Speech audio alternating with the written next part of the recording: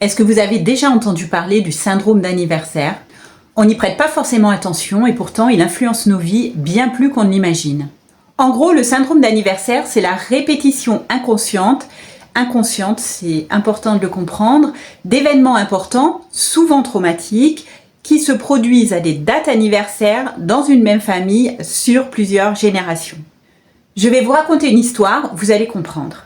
Alors tout commence avec Henri qui a vécu un événement traumatisant le 15 mars 1945 quand son frère aîné qui est soldat meurt au combat. C'est un choc immense pour lui qu'il n'a jamais vraiment surmonté.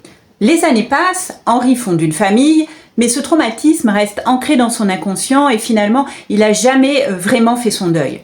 Son fils Pierre, né le 15 mars, grandit et ressent souvent une anxiété qui ne s'explique pas, une peur diffuse de perdre ses proches.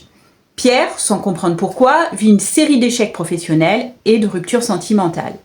Le 15 mars 2005, il perd son emploi et sa compagne le quitte.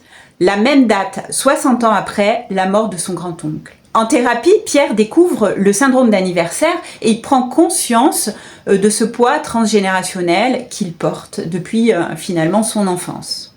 Ce n'est pas une coïncidence. L'inconscient familial garde en mémoire ces dates, ces événements marquants, et sans qu'on en ait conscience, il va les rejouer pour tenter de les guérir.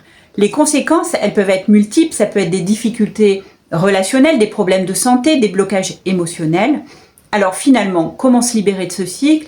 La première étape, ça va être de prendre conscience, d'observer les dates importantes dans votre famille, les événements qui se répètent et d'oser en parler. Ça, c'est le premier pas. N'hésitez pas à me dire en commentaire si vous avez déjà remarqué des répétitions étranges dans votre histoire familiale et si ce syndrome d'anniversaire, ça vous parle.